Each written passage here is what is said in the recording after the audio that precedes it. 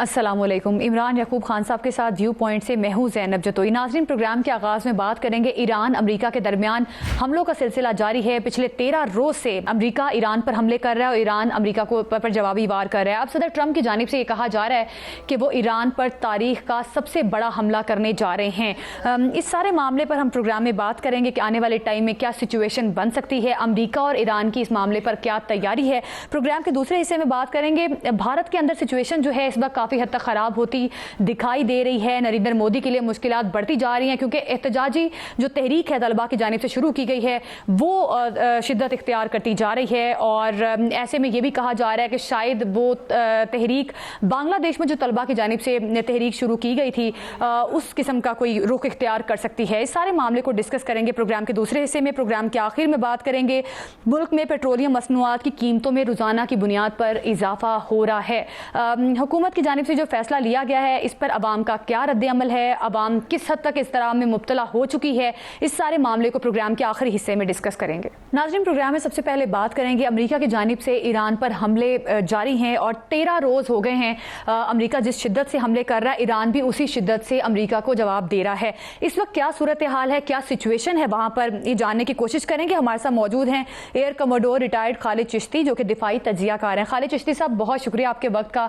किस तरह से देख रहे हैं अमेरिका जो हमले कर रहा है, ईरान भी उसी शिद्दत से अमेरिका को जवाब दे रहा है, तो ईरान की ताकत के हवाले से भी बताइएगा कि किस हद तक ईरान की ताकत जो है वो हर गुजरते दिन के साथ साथ बढ़ती जा रही है और खलीजी ममालिक में जो CIA के दफातर थे अमेरिका के उस पर हमला करने में ईरान किस तरह से कामयाब हो सका है, इस पर प्लीज अपनी राय दीजिएगा।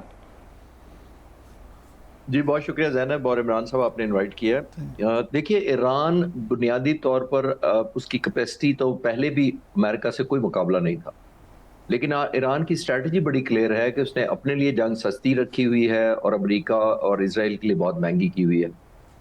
जो वो मिसाइल लॉन्च करता रहा था बुनियादी तौर पर मुख्तलिफ मुल्कों के अंदर, आपने देखा था सरफेस टू सरफेस, तो वो मोस्टली जब इंटरसेप्ट किए जाते थे तो वो 3-4 मिलियन का एक मिसाइल होता है और दर्जनों फायर किए जाते थे। वो अमेरिका के लिए बड़ी महंगी थी।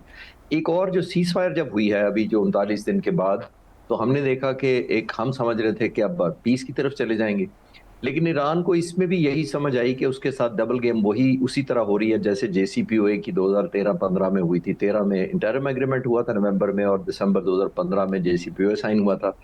8 टन उस वक्त भी उसने न्यूक्लियर रिच अपना मटेरियल दे दिया था। सैंक्शंस फिर भी नहीं उठी थी। 25 महीने लगे थे इंटरिम एग्रीमेंट से फाइनल एग्रीमेंट होते हुए JCPOA के, और सिर्फ 36 महीने लगे थे प्रेसिडेंट ट्रंप ने आकर उसको सस्पेंड कर दिया था। तो ये ट्रस्ट डेफिसिट चल रहा है। अभी आपने जब देखा तो जब जंग सीज फायर हुई है तो फिर एक ट्रस्ट डेफिसिट हुआ कि जो उनके असासे अनाउंस किए गए थे वो नहीं मिले, तेल की उस तरह नहीं उनको छुट्टी मिली, मिसाइल बनाने की टेक्नोलॉजी पर मार्को रूबियो ने कह दिया कि इजाजत नहीं देंगे, और ओमान के जो कोस्ट के पास से उन्होंने अपनी ट्रेड शुरू कर दिया था, कोशिश की थी जिसको ईरान ने निशाना बनाया। तो ईरान को लगा कि शायद मेरे साथ गुड कॉप बैड कॉप खेला जा रहा है, उसी तरह धोखा होगा जैसे पहले होता है। एक और देखिए इस तरह सरप्राइज किया डायमेंशन जो आप भी कह रही है मुसायद का भी, और इसने जॉर्डन को भी हिट किया। ये एक न्यू रीच, नई डायमेंशन और एक रिजॉल्व दिखाया है कि सिर्फ इस खित्ते के जो ममालिक हैं ऑपोजिट टू ईरानियन कोस्ट उनको नहीं हमला करेगा। ये जॉर्डन तो ऑलमोस्ट तकरीबन एक जितना ही फासला है, तकरीबन 1300-1400 किलोमीटर दूर है, और इसराइल जो है वो 1600 किलोमीटर दूर है।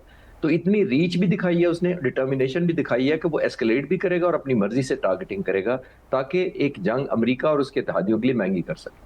अच्छा सर, ये फरमाइएगा कि आपने जिस तरह से पूरा नक्शा खींचा, अब अमेरिका जो एक बड़े हमले की तैयारी कर रहा है और ये भी इतलात है कि B-1 त्यारा जो है वो बरतानिया में अमेरिकी अड्डे पे पहुंच चुका है और दूसरे भी जो अमेरिकी है वसाइल वो सब खित्ते में पहुंचाए जा रहे हैं। तो आप क्या समझते हैं कि क्या मामले को हतमी नतीजे तक पहुँचाने के लिए अमेरिका कोई बड़ा कदम उठा सकता है? इमरान साहब, इस वक्त अमेरिका एक रिएक्शन डिलेमा में है। प्रेसिडेंट ट्रंप को यही तो रियलाइज करवाया गया है कि आपने कमजोरी दिखाई है, आपने MOU जल्दी साइन कर लिया है ईरान के साथ, और अगर MOU कमजोर किया है तो फाइनल मुआहदा भी यही करेंगे। इसी वजह से आपने देखा कि अमेरिकन प्रेसिडेंट जो है वो उन्होंने पुल बैक करते हुए नजर आए एग्रीमेंट के दौरान। अब ये जो बड़ा है हमला करना भी एक डबल एज सोर्ड है, जैसे फुट ऑन ग्राउंड था। मैंने डे 1 से एग्री नहीं किया था कि अमेरिका कभी अफोर्ड करेगा या हिम्मत करेगा फुट ऑन ग्राउंड करने की, क्योंकि बहुत कैजुअलिटीज होती हैं। आपको फुट ऑन ग्राउंड के लिए ऑलमोस्ट मेरा ख्याल है अंदाजा के 15,000 ट्रूप्स उतारने पड़ते हैं, ऑलमोस्ट कम से कम एक हफ्ते के लिए उनको सस्टेन करना पड़ता है, उनको लॉजिस्टिकली एनेबल करना होता है, उनको इंटेलिजेंस इंफॉर्मेशन देनी होती है, उनको वेपन पहुंचाने होते हैं, और सबसे ज्यादा उनको इंटेलिजेंस नेटवर्क चाहिए होता है कि कितनी ज्यादा रेजिस्टेंस उनको मिलेगी। तो अमेरिकन एट्रिशन शायद पहले भी रहे हैं, आज नहीं है, वर्ल्ड वॉर से लेके शायद रहे हैं, उनका कोई नुकसान हुआ ही नहीं था उस वक्त, तो उनको आदत नहीं है। तो मेरा ख्याल है प्रेसिडेंट ट्रंप एस्केलेट करने के वक्त कीमत भी जानते हैं कि अगर उसके बावजूद अगर उनको वो फतह ना मिली और ईरान ने फिर हथियार ना डाले तो फिर उनके पास क्या रह जाएगा। ये तो लास्ट कार्ड है जो वो खेलना चाहते हैं, अगर वो खेल गए तो उसके बाद उनके पास ऑप्शन कोई नहीं है। ईरान ये चाहता है कि अमेरिका को खास तौर पर और जाहिर है नेतन्याहू को भी, दोनों को ड्रैग करके जंग तक स्ट्रेच किया जाए, जंग को इस हद तक के इलेक्शन आ जाए दोनों के बारी बारी और दोनों पॉलिटिकली एलिमिनेट हो जाए।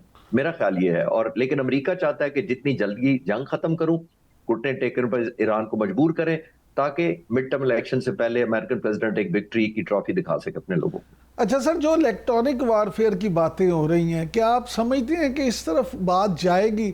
दूसरी तरफ क्योंकि ईरान तो कह रहा है कि वो बरतानिया पे जो अमेरिकी अड्डे हैं उन पे भी हमले करेगा। जी, अभी तक उसने इतना लॉन्ग रेंज फायर तो नहीं किया कि यूके तक पहुंचा सके, लेकिन डिटरेंस वो जरूर क्रिएट कर रहा है। और जाहिर है एक एलिमेंट ऑफ जब आप फियर क्रिएट कर देते हैं वो इटसेल्फ भी कीमत होती है आप दुश्मन से जो लेते हैं। दैट मींस आपने अपना यूके को अगर वो सिर्फ थ्रेट भी कर दे तो अब यूके को तो नहीं पता कब होगा, कितनी इंटेंसिटी से होगा, किस जगह पर होगा, किस वक्त होगा। तो एक एलिमेंट ऑफ फियर जो क्रिएट कर देते हैं ये भी आपको बड़ा एक नर्व ब्रेकिंग या आपकी एक फेवरेबल ओपिनियन या परसेप्शन क्रिएट करने में मदद करता है। इंटेलिजेंस ऑब्वियसली बहुत ज्यादा चाहिए भी होती है। अब तो बहुत ज्यादा लोग खुलकर कह रहे हैं कि शायद चाइना दे रहा है या रूस दे रहा है, लेकिन मदद तो कोई भी दे, लेकिन लड़ तो ईरानी खुद रहे हैं क्योंकि डिस्ट्रक्शन तो वो खुद करवा रहे हैं। तो उसकी तो हमें एक्नॉलेजमेंट करनी पड़ेगी कि उनको लगा था कि जो अमेरिका है, शायद जैसे पहले भी हमारा ट्रस्ट डेफिसिट रहा था और हमें धोखा किया गया था, दोबारा उनको लगता है कि अमेरिका इस विंडो ऑफ जो पीस है टेम्पररी जो हुआ था, अमेरिका बुनियादी तौर पे अपनी फौज को रीग्रुप कर रहा है, अपने सोल्जर्स को रिप्लेनिश कर रहा है और अपने अप स्टॉक रीबिल्ड कर रहा है, जिसकी वजह से ईरान ने फिर एस्केलेट किया और ऐसी ऐसी जगहों पर वो फायर कर रहा है जिसको अमेरिका को महंगी पड़ रही है। जिस तरह से अमरीकी फौजियों की हलाकतें भी हुई हैं, फिर सदर ट्रंप की जानिब से ये भी कहा जा रहा है कि अब तारीखी बड़ा हमला जो है वो ईरान पर किया जाएगा। क्या लगता है आपको, क्या सिचुएशन बन सकती है? क्योंकि ऐसा लग रहा है अगर ज़मीनी हक़ाइक़ को हम थोड़ा सा एनालाइज करें कि कोई बड़ी जंग की तरफ इशारा है इस किस्म की स्टेटमेंट्स, तो आपको लगता है कि ये जो सारे मामलात हैं ये बड़ी जंग की तरफ, वर्ल्ड वॉर की तरफ जा सकते हैं? क्योंकि अब तो लग रहा है कि बात की गुंजाइश जो है वो ख़त्म होती जा रही है। ज़ैनब, अगर वर्ल्ड वॉर जानी होती तो पिछला जो 40 दिन की जंग हुई थी उसमें जा चुकी होती। उसमें आपने नोट किया कि रूस ने भी नहीं एक्टिव पार्टिसिपेट किया और चीन ने भी उस तरह मीनिंगफुल या विजिबल कोई ऐसी पार्टिसिपेशन नहीं दिखाई थी। चाहे वो इंटेलिजेंस दे रहे हों, सैटेलाइट पिक्चर्स दे रहे हों, मुख्तलिफ जो एट्रिशन होती है या डिस्ट्रक्शन होता है उनकी अपडेट दे रहे हों, बॉम्ब डैमेज असेसमेंट दे रहे हों, वो तो और चीजें होती हैं। लेकिन एक्टिवली हमने देखा कि दोनों बड़े मुल्क जो अमेरिका के बाद हैं, रूस और चीन, वो दोनों शामिल नहीं हुए थे एक्टिवली। तो मैं नहीं समझता कि वो कूदेंगे अभी, लेकिन वो अगर करवाएंगे तो सस्टेन करवाएंगे। उसकी वजह कि दोनों अपने अपना फायदा है। रूस को ओपन कैश पे तेल बिकना शुरू हो गया, उसका नंबर 1। अमेरिका की जितनी फोर्सेस या जितना एयर डिफेंस नेटवर्क ज़ेलेंस्की को यूक्रेन में सपोर्ट कर रहा था वो डाइवर्ट कर दिया गया है ईरान की तरफ। तो इसकी वजह से रूस तो खुश है इस बात पर कि यहाँ इस एरिया में लगी है तो उस पर प्रेशर कम हुआ है। चीन इसलिए खुश है कि जो अमेरिका एक डिटरेंस क्रिएट करना चाहता था ताइवान के मौजू पर चीन के खिलाफ, तो चाइना के समझता है कि मुझे इसमें वो बड़ा पीस उसको लगेगा या कंफर्ट जोन लगेगा कि वही सारे वेपन्स जिन्होंने खौफ फैलाना था चीन के लिए ताइवान के सब्जेक्ट पर, वो तो डिप्लीट हो रहे हैं, वो तो 40-50% माइनस हो गए हैं। जितनी ज्यादा डिप्लीशन हो रही है स्टॉक पाइल्स की, उतना अमेरिका अपना विंडो ऑफ वल्नरेबिलिटी अपने खिलाफ खोल रहा है। दैट मींस अपनी कमजोरी उसने दुनिया को एक खिड़की खोल के खुद दिखा दी है। और ये वो जंग नहीं है जो अमेरिका पर किसी और ने मुसल्लत की थी। अमेरिका ने वॉक इन किया इनटू अ वॉर और समझे थे ये obviously walk in the cake type होगी, वो तो कोई मसला नहीं होगा, लेकिन वो मिसरीड हुआ और जाहिर है उनको मिसलीड करवाया गया या जैसे भी है। लेकिन जाहिर है जो आप जंग ऑफेंस लॉन्च कर देते हैं तो फिर प्राइस तो आप खुद देते हैं।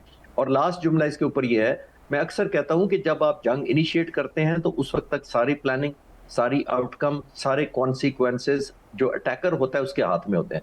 लेकिन जो ही आप हमला कर देते हैं, जो रिटेलिएशन करता है, जिसको अटैक किया जाता है, फिर आपके डिसीजन मेकिंग लूप के अंदर वो दाखिल हो जाता है। फिर उसके रिस्पॉन्स से आप रिएक्ट करते हैं। स्टेट ऑफ हॉर्मोज की मिसाल आपके सामने है कि पहले ईरान ने ब्लॉक किया, प्रेसिडेंट ट्रंप को काउंटर ब्लॉक करके रिटेलिएटरी मोड में जाना पड़ा। तो फिर आपकी मर्जी से सारी चीजें नहीं चलती, यही यहाँ पे होता देख रहा हूँ मैं। अच्छा सर, ये फरमाइएगा कि ईरान की जानिब से ड्रोन, मिसाइल और मुख्तलिफ साजो सामान यमन भिजवाने की जो इतलात आ रही हैं, तो क्या ईरान की तरफ से ये सारा सामान भिजवाना आप समझते हैं कि इसकी वजह बाबुल मंदब को बंद करना है? और यहाँ पे सर ख़ास तौर पे ये कि जब सऊदीया के 2 जहाज़ थे जो उन पर हमले हुए, लेकिन 2 चीनी जहाज़ जो हैं वो नाकाबंदी के बावजूद बहरा अहमर से गुजर गए, तो ये सब कुछ क्या है सर?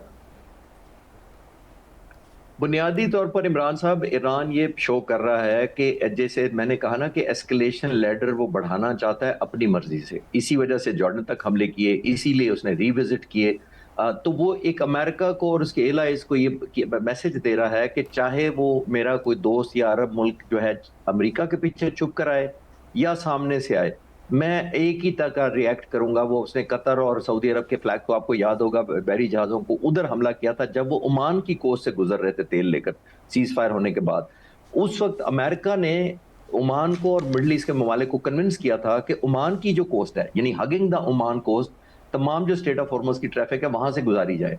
उसका नुकसान ये ईरान को होना था कि फिर एक न्यू नॉर्मल बन जाना था, ईरान की इन्फ्लुएंस खत्म हो जानी थी स्टेट ऑफ हॉर्मुज पे बारगेन की। उसने वो एक प्रोहिबिटिव कॉस्ट अपने पॉइंट ऑफ व्यू से मिलिटरीली अटैक करके ये साबित किया कि ये नो गो एरिया है, मेरी मर्जी के बगैर नहीं, क्योंकि वो इसको लीवरेज के तौर पे इस्तेमाल कर रहा है और बफर जोन के तौर पे भी इस्तेमाल कर रहा है। अब ये जो आप कह रहे हैं ह्यूथीज को दे रहे हैं, मेरा नहीं ख्याल कि ये जितना effectively state of Hormuz Iran ने डिफेंड किया है वो रेड सी को उस तरह डिफेंड कर पाएंगे या चोक कर पाएंगे बाबुल मंदब को। उसकी वजह ये है कि रास्ते में जो कोस्ट लगती है जहां से उन्होंने ये भेजनी है, वो सोमालीलैंड भी है जो ऑलमोस्ट इजराइल के हाथ में है, और जाहिर है बाकी सऊदी अरब का एरिया है। तो वहां से गुजार कर इनेबल करना यमन में, फिर एक जितनी भी है वो एक रिकग्नाइज गवर्नमेंट यमन की है भी, मेरा नहीं ख्याल कि इन हालात में इफेक्टिवली कर पाएगा। हाँ, आखिरी जुमला ये है कि होता ये है कि जब इस तरह की शिपिंग लाइन को खौफजदा करते हैं तो जो ओनर्स होते हैं वो शाय आउट कर जाते हैं, जो आपका इंश्योरेंस कंपनियां होती हैं वो ऑलमोस्ट प्रोहिबिटिव कॉस्ट आपसे मांगती हैं, और क्रू जो होता है वो इंतहाई रिलक्टेंट या ऑलमोस्ट रिफ्यूजल कर देता है कि हम इस एरिया में नहीं जाएंगे,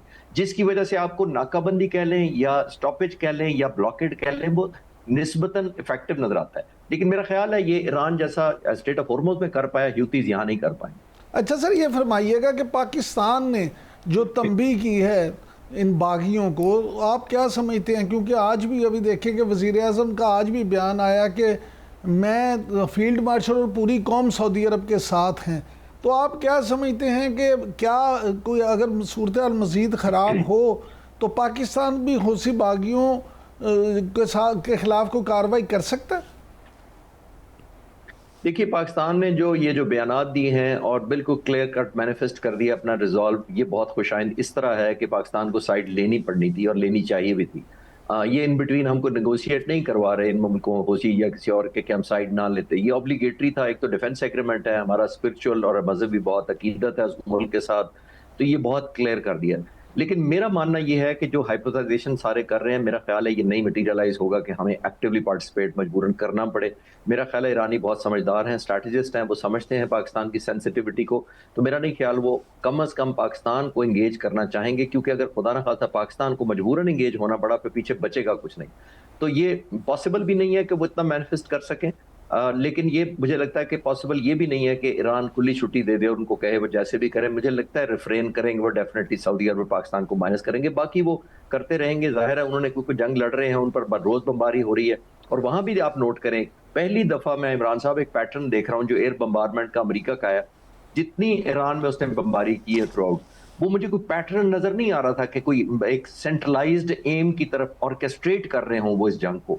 मुझे लगता था रैंडमली कभी किसी बिजली घर पर, कभी किसी स्कूल पे बच्चों के मार दिया, कभी कहीं मार दिया। अब ये जो अमेरिका पर हमले कर रहा है, ये बुनियादी तौर पर तमाम जो कोस्टल इंफ्रास्ट्रक्चर और एयर डिफेंस है ईरान का, जो अलॉन्ग स्टेट ऑफ हॉर्मुज है, ये वहां पे कर रहा है, जिसका मतलब ये है कि वो अब ईरान की वो कैपेसिटी को टारगेट कर रहा है, जिसकी वजह से वो स्टेट ऑफ हॉर्मुज ब्लॉक किए हुए हैं।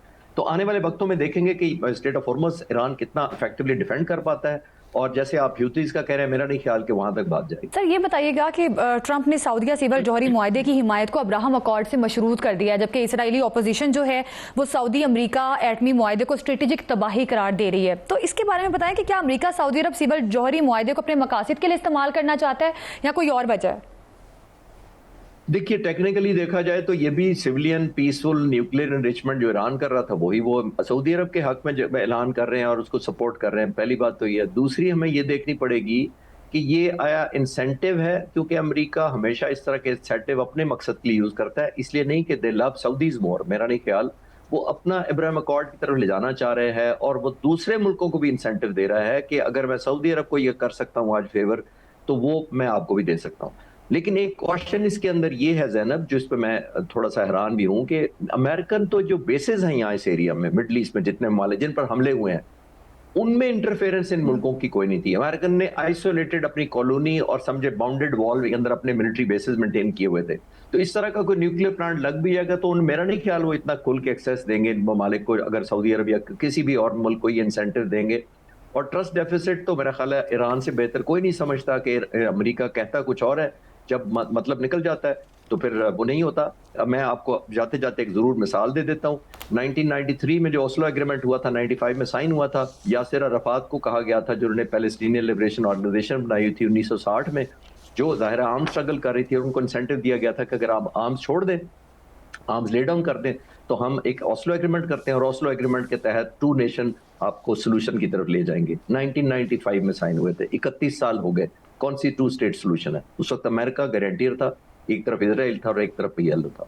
तो मैं कह रहा हूँ ट्रैक रिकॉर्ड ना अमेरिका का इतना प्राउड है, खासतौर पर अरब मुल्कों की तरफ से और पैलेस्टीनियन की तरफ, और ना इजराइल का इतना प्राउड है। तो आने वाले वक्त बताएगा कि इस दफा वो कितनी क्रेडिबल बात कर रहे हैं। अच्छा सर, ये फरमाइएगा कि जो ईरानी वज़ीर दाखिला का हालिया दौरा पाकिस्तान है, वो इस्लामाबाद भी गए, लाहौर भी तशरीफ़ लाए और बड़ी मुलाकातें भी हुई, इसको आप किस नज़र से देखते हैं सर? अच्छा गुडविल उन्होंने किया है, ज़ाहिर पाकिस्तान को इंपॉर्टेंस देते हैं, तो तभी इन हालात में जब मुल्क के अंदर ऑलमोस्ट जंग चल रही है, वो रिस्क लेते हैं अपना मुल्क छोड़ने का, जहाज़ लेकर आते हैं, वापस भी जाते हैं। And on top of that ज़ाहिर है उन्होंने पाकिस्तान को इतना वैल्यूएबल और इम्पोर्टेंट समझा कि पाकिस्तान को कनेक्ट करना चाहिए और कॉन्फिडेंस लेना चाहिए। लेकिन आई एम श्योर जिस तरीके से उन्होंने पाकिस्तान को श्योर करवाया होगा, कई चीज़ों पे पाकिस्तान ने ज़रूर ये रिक्वेस्ट भी की होगी और ये ज़रूर अपना मैंडेट बताया होगा, जो हम अभी पहले सवाल में बात कर रहे थे कि हमारी सऊदी अरब के बारे में बहुत सेंसिटिविटी ही सिर्फ नहीं है, ऑब्लिगेशन भी है हमारी। तो हमारी रेड लाइन है जो पाकिस्तान ने क्लियर कर दिया। तो मुझे लगता है कि, और मैंने ये सुना भी और मैं पढ़ रहा था इनके बारे में जो आए थे इंटीरियर मिनिस्टर, कि ये आईआरजीसी के सबसे क्लोज हैं, वन ऑफ द जितने गवर्नमेंट ऑफिशियल्स हैं ये बहुत करीब हैं आईआरजीसी के। इसका मतलब है कि उनकी तरफ से कोई मैसेजेस हैं और हमारा मैसेज भी मुझे लगता है कि आईआरजीसी की लीडरशिप को डायरेक्ट पहुंच गया होगा। ठीक है, पाकिस्तान की जानिब से तमाम तर मामलात को सेटल डाउन करने की कोशिश की जा रही है। बहुत शुक्रिया आपका air commodore retired Khalid Chishti साहब हमारे साथ मौजूद थे, इस मामले पर हमें बता रहे थे। नाजरीन, अभी वक्त हुआ एक शॉर्ट ब्रेक का। ब्रेक के बाद बात करेंगे तलबा तहरीक पूरे भारत में फैल गई, मोदी हुकूमत के लिए खतरा बढ़ गया, इस पर बात करेंगे। Stay with us. Welcome back. नाज़रीन, भारत में तालिब इल्मों का एहतजाज जारी है और इस वक्त दिल्ली में metro station, internet services, digital अदायगियां बंद कर दी गई हैं, जबकि कारोबार भी मुतासिर हो रहे हैं। मैस लेवल का एहतजाज है और ऐसा लग रहा है कि शायद ये एहतजाज बांग्लादेश में जो एहतजाज हुए उस जैसी शिद्दत इख्तियार कर सकता है। ये जानने की कोशिश करेंगे इमरान साहब आपसे, आप भी ज़ाहिर है सारी सिचुएशन को मॉनिटर कर रहे हैं, क्या लगता है आपको किस तरफ सिचुएशन जा रही है? क्योंकि तलबा की जानिब से ये कहा जा रहा है कि जब तक वजीर तालीम जो है भारत के, उनको ना हटाया गया तो ये एहतजाज जो है मजीद एक्सपैंड कर सकता है और नरेंद्र मोदी तक जा सकता है। तो क्या सिचुएशन आपको बनती हुई दिखाई दे रही है? देखिए, बात यह है ज़ैनब कि अगर आप देखें, जैसे आपने ख़ुद जिक्र किया कि बांग्लादेश का, कि वहाँ पे किस तरह से जो तलबा का एहतजाज था उसकी वजह से हुकूमत जो है वो चेंज हो गई, नई हुकूमत बन गई और पुरानी वज़ीर आज़म को वहाँ से भागना पड़ा। उससे पहले अगर श्रीलंका की बात करें तो उसमें भी कुछ इस तरह का मामला था। तो इंडिया में ये जो सारा मामला है, आपके इल्म में होगा कि ये जो एहतजाज है असल में काकरोच जनता पार्टी जो है ये शुरू कैसे हुआ, उनकी जानिब से ये जो तहरीक है, असल में तो ये मई में इसका हुआ था आगाज़। वो भी एक तरह से आप ये कह सकती हैं कि तंज़िया मुहिम के तौर पे इन्होंने मीडिया में एक तंज़िया मुहिम शुरू की, क्योंकि मेडिकल के जो इम्तहानात हैं उनके पर्चे बार बार लीक होते थे। अब उस पर इस तहरीक के बानी जो थे अभिजीत, उन्होंने ये मुतालबा किया कि जो वज़ीर तालीम हैं वहाँ पे धर्मेंद्र प्रधान, उनको जब तक वो इस्तीफ़ा नहीं देते उस वक़्त तक ये मामला ख़त्म नहीं होगा। अब ये एहतजाज जो है उसको तकरीबन आप ये समझ लें कि महीना होने को है, लेकिन इस पर उनकी बड़ी कामयाबी ये है कि सिर्फ अब तलबा ही इसमें शामिल नहीं बल्कि बहुत सारे उनके एक्टर्स हों, क्रिकेटर्स हों, इवन सचिन तेंदुलकर जो हैं, उन्होंने अगर आप देखें तो एक्स पे अपने अकाउंट पे उन्होंने लिखा कि जी मेरे प्रोफेसर वालिद थे और वो कहा करते थे कि आप किसी तौर पे भी जो है ना इसमें आप हार तो आपको कबूल है लेकिन बेईमानी जो है, धोखाधड़ी वो कबूल नहीं है, कोई इस तरह का शॉर्टकट नहीं होना चाहिए। इसी तरह से सलमान खान हो, करीना कपूर, शबाना आज़मी, नसीरुद्दीन शाह, सब जो हैं वो इस हवाले से आप देखेंगे कि एक्टिव नज़र आते हैं और वो तलबा के हक़ में, इस तहरीक के हक़ में बातें कर रहे हैं। तो अब भी अगर इंडियन हुकूमत ने होश के नाखून ना लिए तो मैं ज़ाती तौर पे being a student of politics ये समझता हूँ कि ये बात आगे बढ़ सकती है। इमरान साहब, किस हद तक बढ़ सकती है? जिस तरह से आप अभी जिक्र कर भी रहे थे कि अब तो एक्टर्स भी इनको सपोर्ट कर रहे हैं और ये भी कहा जा रहा है कि साबिक क्रिकेटर्स भी इनकी सपोर्ट में आगे बढ़े हैं, तो क्या लगता है किस हद तक ये तहरीक आगे बढ़ सकती है? नरेंद्र मोदी जो कि 3 बार के वज़ीर आज़म भी हैं, क्या लगता है कि उनकी हुकूमत का तख्ता उलटने वाला है?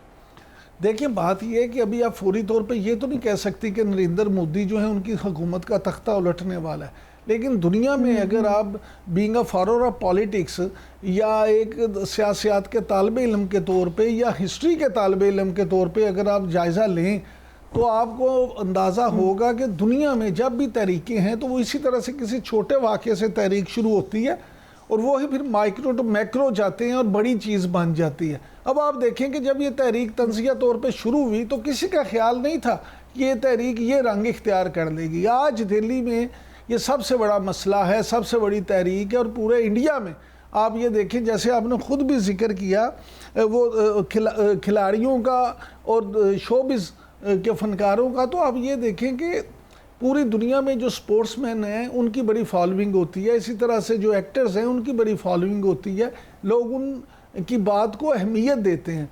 तो अगर इसी तरह से ये चीज़ें रही तो यकीनन ये तहरीक पूरी जो है अरूज पे जा सकती है और सलमान खान जैसा बंदा जो जिन्होंने इसमें हमायत की है, अगर ऐसे 1-2 लोग सड़कों पे आ गए तो फिर आप देखेंगे कि फिर ये तहरीक पूरे इंडिया में भी फैल सकती है। इवन इमरान साहब, ये वो सारे एक्टर्स हैं जो बड़ी सपोर्ट करते थे मोदी साहब की और अब यही उनके अगेंस्ट इस तहरीक का हिस्सा हैं, तो क्या आप इस पर मुझे ज़रा थोड़ी क्लैरिटी दे दें कि इस्तीफे तक मोदी के बाद जा सकती है? बिल्कुल जा सकती है। अब आप देखें कि अगर आप साउथ की बात करें तो कमल हासन जो उनके टॉप के एक्टर हैं, डायरेक्टर हैं, वैसे लोग और सियासतदान भी हैं, वैसे लोग भी अब खुल के इस तहरीक की हिमायत कर रहे हैं और मोदी को आड़े हाथों ले रहे हैं। इसी तरह से अब एक्टर्स और प्लेयर्स इसमें शामिल हो रहे हैं। और फिर मैं आपसे ये बात कहूँगा कि ये बिल्कुल अगर इस तहरीक ने ज़्यादा रंग पकड़ लिया तो मोदी को मजबूरन जो काम उससे सियासतदान नहीं करवा सके, शायद ये तलबा तहरीक उनसे वो काम करवा ले, उन्हें करने पे मजबूर कर दे और उनको अपने पथ से यानी अपनी वजारत उज़्मा से इस्तीफ़ा भी देना पड़ जाए। बिल्कुल ठीक। अच्छा इमरान साहब, थोड़े से हम इंटरनल मामला पर भी बात करेंगे। जिस तरह से आपको पता है कि दहशतगर्दी जैसा नासूर जिसको ख़त्म करने के लिए इस वक्त हमारी फोर्सेस जो हैं वो बड़ी एक्टिव हैं। फील्ड मार्शल आसिम मुनीर की जानिब से भी कहा गया कि शिद्दत पसंदों के ढांचे जहाँ कहीं भी होंगे ख़त्म कर दिए जाएंगे। तो क्या लगता है बलूचिस्तान के अंदर जो दहशतगर्दी है और जो कामयाब ऑपरेशन किए जा रहे हैं, समझते हैं कि इस फितने को मुकम्मल तौर पर ख़त्म करने में हम कामयाब हो जाएंगे? देखें, असल चीज़ ये है कि ये दहशतगर्द जो है ना, ये अकेले नहीं है। थोड़ा सा आपको समझना पड़ेगा कि एक नेक्सिस है इसराइल, इंडिया और अफ़गानिस्तान, और बाज़ इतलात के मुताबिक इसमें हमारे अब तो एक दोस्त मुल्क भी शामिल है। अब वो सब मिलके फंडिंग कर रहे हैं और हमारी बदनसीबी ये है कि हमारे कुछ अपने लोग भी मासूमियत में कह लें, लालच में कह लें, उनके जो है ना आलाकार बन जाते हैं और ये सारे मामलात होते हैं। लेकिन उसका नतीजा ये है कि फील्ड मार्शल ने तो वाज़े कर दिया और वज़ीर आज़म ने भी ये किया कि ये जो मामला है इस पे इसी तरह से होगा और किसी को भी छोड़ा नहीं जाएगा। लेकिन मैं आपसे ये बात कह दूं, एक बात याद रखें कि जो इंडिया है, इंडिया जो मर्ज़ी कर ले, आप देखें कि वो यहाँ तो दहशतगर्दी करवा रहा है, पैसे भी दे रहा है, सब कुछ कर रहा है, फंडिंग भी कर रहा है, लेकिन अपनी जो उसकी इस वक्त सूरत हाल है, इवन आप देखें कि अब तो फिर मैं वापस आऊँगा कि काकरोच जनता पार्टी जो है उसके जो लीडर हैं, उसके जो बानी हैं, उन्होंने तो कहा है कि ये मामला सिर्फ धर्मेंद्र प्रधान तक नहीं रहेगा, बल्कि हमारे मुतालबात पूरे ना हुए तो मोदी के इस्तीफे तक बात जाएगी। तो अब ये देख लें कि वहाँ पे ये दिल्ली से अब ये एहतजाज मुख्तलिफ शहरों में फैल गया है। और अगर मेरी खुद कुछ लोगों से बात हुई और जो इंडियन एनालिस्ट हैं और सीनियर जर्नलिस्ट हैं, उनका ये मानना है, उनका ये कहना है कि अगर सूरत हाल यही रही तो अगले 1 हफ्ते 10 दिन में पूरे इंडिया में जो ये तहरीक है वो पूरी तरह से फैल जाएगी और फिर इंडियन हुकूमत के लिए वापसी का कोई रास्ता बचेगा नहीं। बिल्कुल इमरान साहब, जो माजी में तहरीकें हुई हैं, जिस तरह बांग्लादेश का भी आपने जिक्र किया कि बांग्लादेश के अंदर सिचुएशन बनी, उसके बाद आपने देखा कि किस तरह से हुकूमत का तख्ता उल्टा, और अब जिस तरह से नेपाल की अगर बात की जाए तो नेपाल में भी जनरेशन जी बड़ी एक्टिवली नजर आई। तो अगर हम थोड़ा ज़मीनी हक़ाइक़ का जायज़ा लें तो इसी तरफ इशारा होता है कि अब कोई बड़ी तब्दीली भारत में हो सकती है, मुतवक्के है भारत में। और उसकी एक वजह इमरान साहब आप ये नहीं समझते कि मार्का हक भी एक बहुत बड़ी वजह हो सकती है, क्योंकि उसमें भी मोदी सरकार को काफ़ी ज़्यादा तनकीद का निशाना बनाया गया, फॉल्स फ्लैग ऑपरेशन इसी हुकूमत में हुए, इस वजह से भी काफी ज्यादा इनके अपने लोग जो हैं इनके खिलाफ होते जा रहे हैं। देखें ज़ैनब, बात यह है कि आपने जो बात की ना मार्का हक की, तो असल मार्का हक जो है उसमें जो इंडिया की पिटाई हुई, देखें इंडियन कौम को तो इन्होंने बेवकूफ़ बनाया हुआ था और ये कह रहे थे कि हम जो हैं दुनिया की एक उभरती हुई बड़ी मैशियत हैं, हमारी फ़ौज है, हम पाकिस्तान से इतने गुना है, पाकिस्तान की अहमियत ही क्या है, पाकिस्तान तो कुछ भी नहीं है। लेकिन जब उनको ये पिटाई हुई उनकी बुरी तरह से, उनकी जो दब्बड़कुट हुई, तो उसके बाद अब उनके पास कोई जवाब नहीं है। बाकी रहेगी जनरेशन जी की बात, तो आप नेपाल को छोड़ें, आप श्रीलंका देख लें। इस खिते की अगर आप बात करें, बिल्कुल नेपाल हो, श्रीलंका हो, बांग्लादेश हो, आपने देखा कि यहाँ पे क्या पोजीशन है। और इंडिया में आप ये देखें, जो भी इंसान हो, मुल्क हो, कोई हो, वो जो दूसरे के लिए गड़ा खोदता है उसको अपने तो फिर अपने आप उस गड़े में गिरना पड़ता है। तो इंडिया ने अपने हमसायों में जो कुछ किया है, या इवन वहाँ पे आप देखें अकलीतों के साथ क्या कुछ नहीं हो रहा और कितनी तहरीकें इस वक्त आप अगर देखें ना, आप ये देखें ना, इस वक्त वहाँ पे इतनी तहरीकें हैं कि खुद इंडियन एनालिस्ट अपने चैनल्स पे बैठ के रोज़ाना की बुनियाद पे ये कह रहे हैं कि भारत टुकड़ों में तकसीम होने जा रहा है। जब भारत के अपने लोग ये कह रहे हैं तो फिर इसमें कौन सी बात ऐसी है जो छुपाने वाली रह गई है। अगर जो इसी तरह से हालात रहे तो मोदी जो है वो इंडिया का सबसे बड़ा दुश्मन खुद साबित होगा। और आप देखेंगे कि मोदी जो है उसके अपनी वजारत उज़्मा में ना सिर्फ इंडिया के टुकड़े होंगे, बल्कि मोदी का फिर वहाँ पे जो है ना जो मुआवजा होगा वो भी पूरी दुनिया देखेगी। बिल्कुल बिल्कुल ऐसे लग रहा है कि मोदी जो है उनकी हुकूमत का तख्ता जो है वो शायद आने वाले टाइम में उलट सकता है। और इस वक्त तलबा तहरीक जो है वो ज़ोर पकड़ गई है। नाज़रीन, अभी वक्त हुआ है शॉर्ट ब्रेक का। ब्रेक के बाद बात करेंगे पेट्रोलियम मसनूआत की कीमतों में रोज़ाना रद्दोबदल आवाम के लिए परेशानी का बायस है, इस पर बात करेंगे। Stay with us. Welcome back. नाज़रीन, रोज़ाना की बुनियाद पर पेट्रोलियम मसनूआत की बदलती हुई कीमतों की वजह से आवाम परेशान है और हुकूमत ने आज पेट्रोल 4 रुपये और डीजल 3 रुपये फ़ी लीटर महंगा कर दिया है। इस सारे मामले पर बात करते हैं। हमारे साथ मौजूद हैं डॉक्टर शाहिद हसन सिद्दीकी, माहिर मुआशियात हैं। डॉक्टर शाहिद हसन साहब, बहुत शुक्रिया आपके वक्त का। किस तरह से देख रहे हैं ये जो अभी एक तरह की पॉलिसी सामने आई है कि रोज़ाना की बुनियाद पर कीमतें बढ़ रही हैं और आज भी जिस तरह से बढ़ाई गई हैं, क्या लगता है किस हद तक आगे जाके ये कीमतें जो हैं बढ़ सकती हैं? इस सारे मामले पर बताइएगा। बहुत शुक्रिया आपका। पहले मैं आपसे ये अर्ज कर दूं कि हुकूमत ने ये फैसला जो किया है एक ऐसे वक्त किया है जब उनको पता था कि आलमी मंडी में तेल की कीमतें ऊपर जा रही हैं। ऐसे मौके पर अच्छी हुकूमतें अपने टैक्स कम कर देती हैं, ना कि आवाम को मजीद पकड़ें। मैं एक बात पूरी जिम्मेदारी से कहता हूँ कि इस वक्त अगर हुकूमत चाहे और ताकतवर तबकों को ना नवाजें तो आज की तारीख में पेट्रोल में 100 रुपये फ़ी लीटर कमी की गुंजाइश है।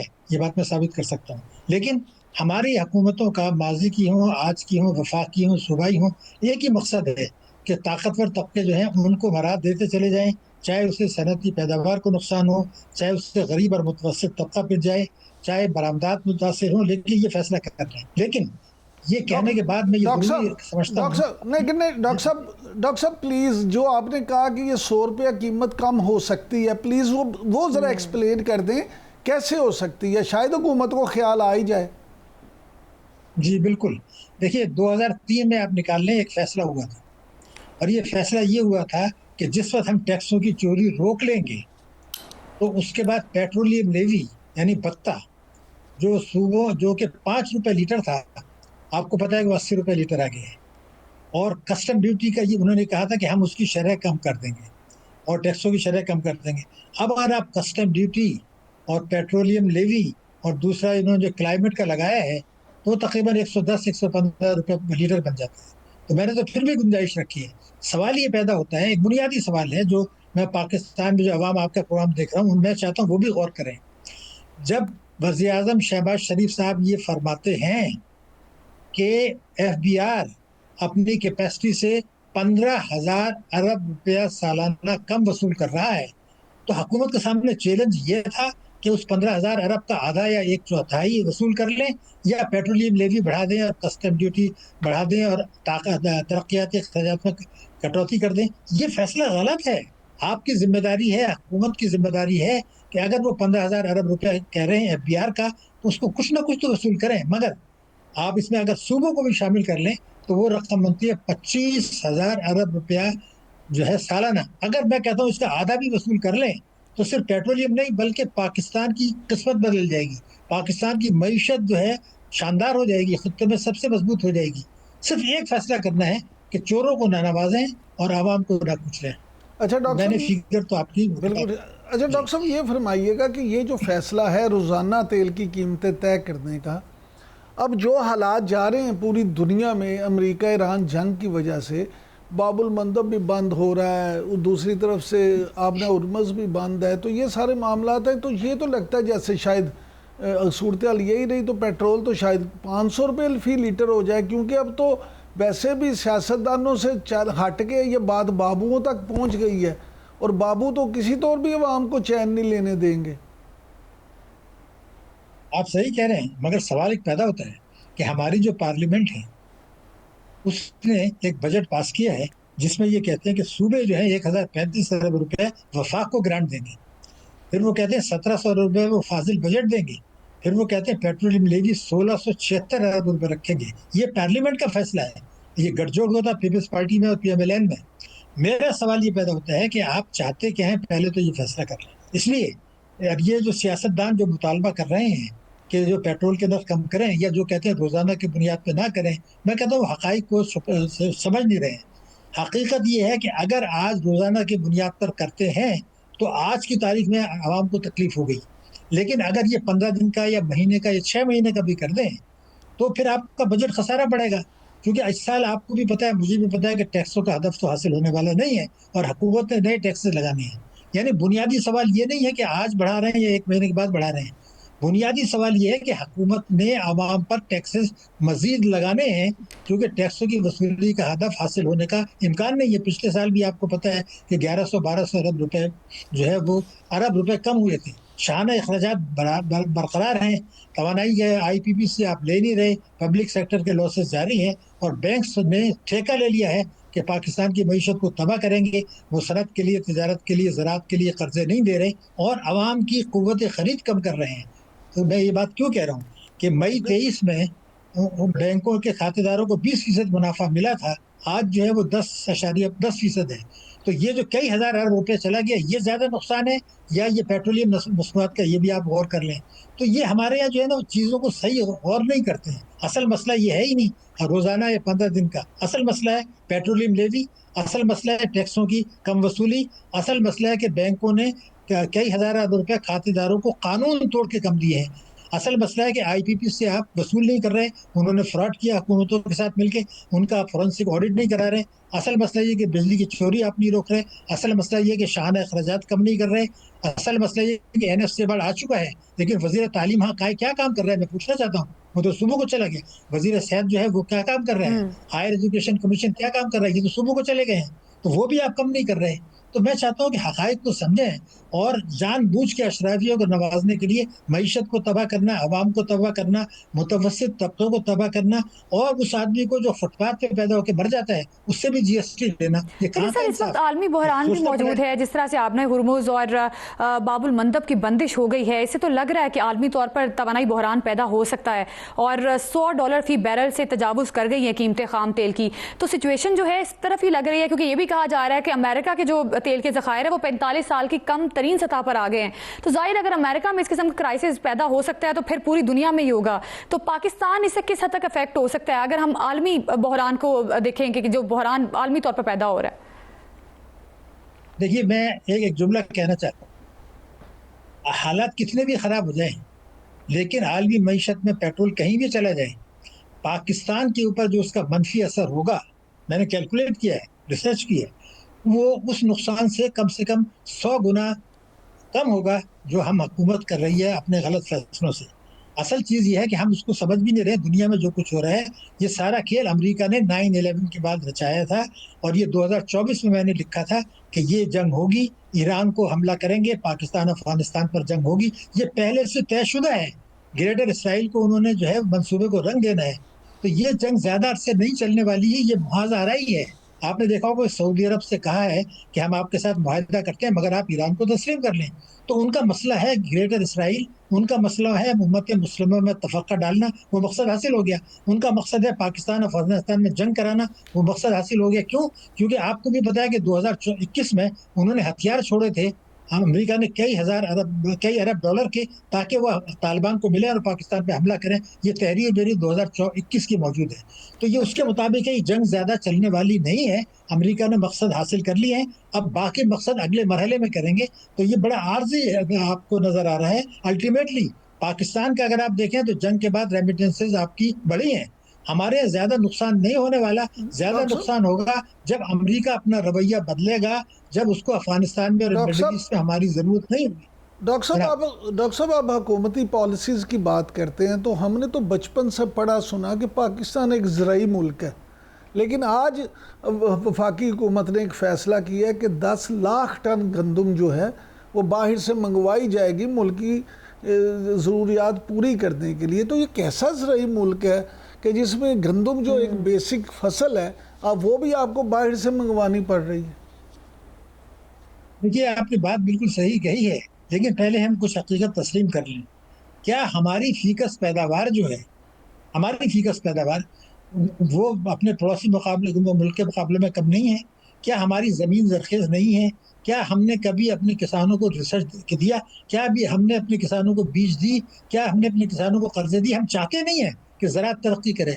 जो बड़े बड़े ज़मींदार और वडेरे हैं, उनके मकासद कुछ और हैं। वो चाहते हैं स्टॉक एक्सचेंज तरक्की करे, प्रॉपर्टी मार्केट तरक्की करे और बैंक्स मुनाफा कमाएं जो बाहर चले जाए। ज़रूरी शोबे को तरक्की देने का मतलब ये है कि लाखों किसान, उनकी ज़िंदगी बेहतर हो जाएगी। मैंने जो रिसर्च की है उसके मुताबिक अगर ज़रूरी शोबे की पैदावार बढ़े तो किसान की आमदनी में 10 गुना इजाफा होगा। लेकिन वडेरे कब चाहेंगे? तो जो पार्लियामेंट में बैठे हैं, जो असम्बलियों में बैठे हैं, वो नहीं चाहते हैं। क्या वजह है कि मेरी ज़मीन ज़रखेज़ है, मेरे किसान मेहनती और जफाकश हैं? तो फिर क्या वजह है कि हमारी सिर्फ गंदम ही नहीं है, हम शुगर केन उगाते हैं। भाई शुगर केन में पानी सारा वो खा जाते हैं, उसके बाद जो है ना आप उसको कम कीमत पे बेचते हैं। क्या ज़रूरत है आपको? आप गंदम उगाएं, चावल उगाएं, IT की तरफ जाएं। वो हमारी तरजीहात हैं ही नहीं कि पाकिस्तान को ऐसी तरक्की दें जिसके समारात में आवाम को हिस्सा मिले। ज़रूरी शोबे को जानबूझ के तबाह किया गया है। जी अच्छा डॉक्टर साहब अभी हम हुकूमत की बात तो करते हैं, लेकिन मसला ये है कि हम किस किस को रोएं। अब मोबाइल ऑपरेटिंग कंपनी जो हैं उन्होंने अचानक से आप देखें कि अपने पैकेजेस में और अपने कॉल रेट में इजाफा कर दिया, अच्छा भला इजाफा कर दिया।